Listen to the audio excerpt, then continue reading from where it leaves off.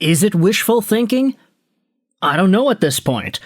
Could the Detroit Red Wings acquire themselves a top NHL prospect in this Dylan Larkin trade to be? We have ourselves some rumors, we have ourselves some updates, some new teams involved, because apparently, according to some sources, it seems like Dylan Larkin may actually be willing to get traded to more than just the Wild, the Panthers, and the Vegas Golden Knights. Let's dive into a few sources here, talk about a few articles. Helene St. James yesterday posted this in the morning, talking about how Dylan Larkin does hold power in where he lands, but the Red Wings have bargaining power too. Now, this is on the Detroit Free Press, which means that the article is behind a paywall. We can't actually read it, so we'll just stick around here on Twitter. Todd Matthews tweeted out this in response to Helene St. James's article. It's essentially what she speculated in the piece. Larkin could supposedly add teams like Anaheim and Tampa, and maybe even the Islanders, to his trade list. Todd says McTavish, Chiarelli, and Barzal must be on the list if it is expanding. Now, okay, that's one report or one piece of opinion getting tossed out there by Helene St. James. Could we see a Larkin trade to Tampa, a Larkin trade to Anaheim, a Larkin trade to the Islanders? Speaking about that, if Larkin ends up getting traded to Anaheim, would that not just be the same old Sergei Fedorov thing all over again? Anyways, let's move on to a different source, different piece of information here. This is what Elliot Friedman said on the 32 Thoughts podcast yesterday, the latest on Dylan Larkin. He said he has heard different teams Larkin would be willing to go to, but he doesn't want to discredit the initial report from Helene St. James, highlighting just the Wild, just the Golden Knights, and just the Panthers. Friedman names Tampa and Dallas.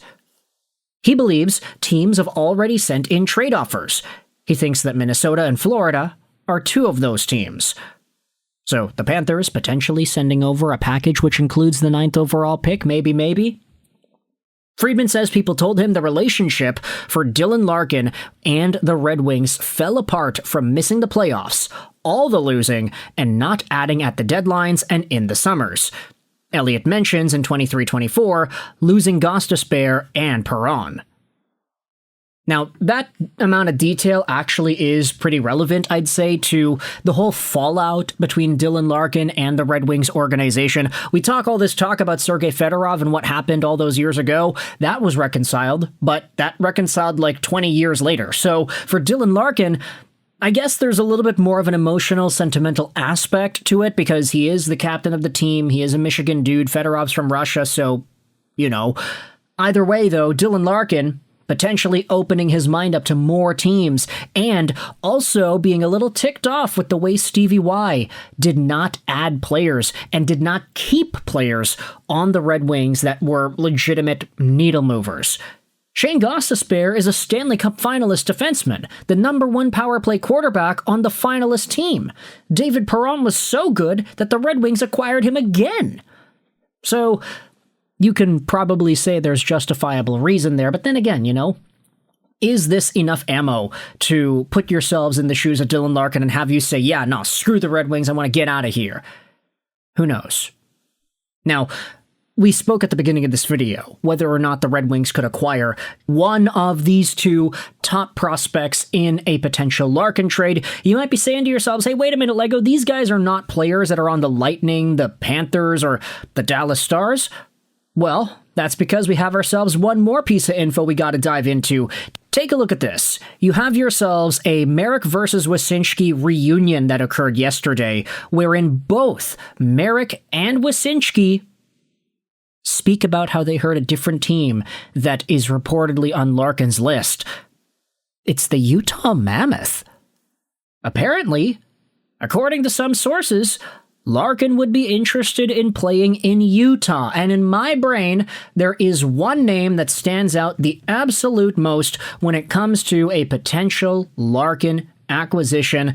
Not a name that the Red Wings could get in return, but a name that Larkin wants to play with, and that would 1,000,000% be his buddy Clayton Keller, a guy who also was a part of that Olympic squad for Team USA.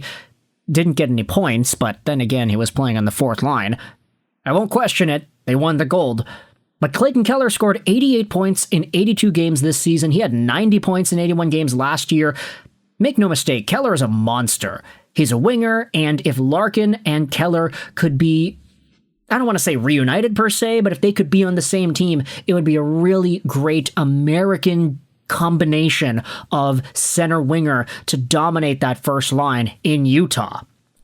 But of course, when thinking about a potential Larkin trade over to the Mammoth, you have to start wondering about which assets could come back in return.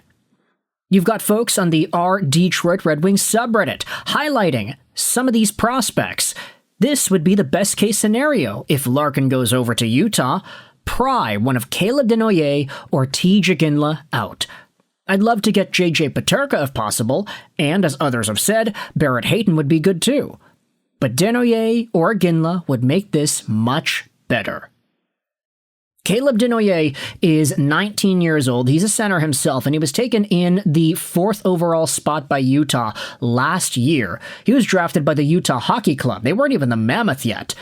And Desnoyers had himself a pretty good season this year in the QMJHL for Moncton, 78 points in 45 games played. Last year in his draft year, he had more points but in more games, so it's roughly the same as what he had done this year. Plus 25 points in 21 playoff games for the Wildcats. Desnoyers is a cerebral tactician, a playmaker, and a puck handler, a guy who constantly involves teammates in his play, basing his transition game on short passes, give-and-goes, and delay plays. He connects with teammates in all directions, displaying advanced precision and awareness at 5-on-5, as well as a high level of deception on the power play, attacking downhill, challenging defenders, and threading passes across and to the far post.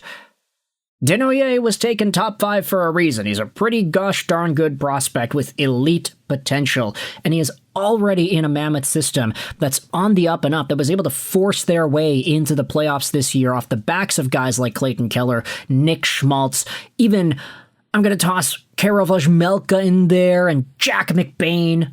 Oh yeah, the Utah Mammoth had some pretty interesting names to suit up for their squad this season. I'm actually curious, so let's just get some of the B-roll in there and take a look at their statistics, if they will show up. How could we forget about Dylan Guenther, man? 40-goal season and 73 points. What a monster. You also have Tij Iginla, a guy who probably has a little bit more name power than Caleb Desnoyers at this point in time. Tij is 19 years old from Lake Country, BC, 6 feet 192 as a left-handed left-wing guy, taken by the Mammoth 6th overall in 2024. He is an offensive forward, a playmaker, and a sniper who put up 90 points in 48 games this season with Kelowna. Add on to this, 8 points in 7 World Junior games and 12 points in 9 Rockets playoff games. Tij Iginla is a guy who is just an overall monster. You take a look at his dad, Jarome Iginla, and the impact he had at the National Hockey League level, one of the league's defining players in the 2000s. Tij, not saying he's got the bona fide potential to be his dad, quite literally one of the best players of his generation, but it's pretty good blood to have in your system, I'd say. I mean, just look at all the awards that Jarome Iginla won. 2-time Maurice Richard winner, 1-time Art Ross winner, 1-time Ted Lindsay Award winner, 3-time first NHL All-Star team. I mean, Jarome Iginla was amazing. We do not need to dwell on that. If Tij could ascend to maybe even 70 or 80% of what his dad was, he'd be a really strong NHL player. And, dare I say, the same caliber of player as what Dylan Larkin has been for the Red Wings. Oh, is that a burn? I don't know. But with all this said, you can let me know your thoughts in the comment section below. So much information about the Dylan Larkin thing keeps on coming out every day. It's too much for us to make multiple videos about. So with that said, I'd say out of all the teams that we've talked about, all of the potential destinations for Larkin, if Utah really is in the mix, a Desnoyers or a Tij Iginla makes a lot of sense for the Red Wings to go out there and target, especially if they're going to be pivoting their focus to the long-term future with Seider and Raymond as their core pieces. Let me know your thoughts in the comment section below. Do you think any of these guys could be coming over to Detroit? I hope you enjoyed this video, and bye.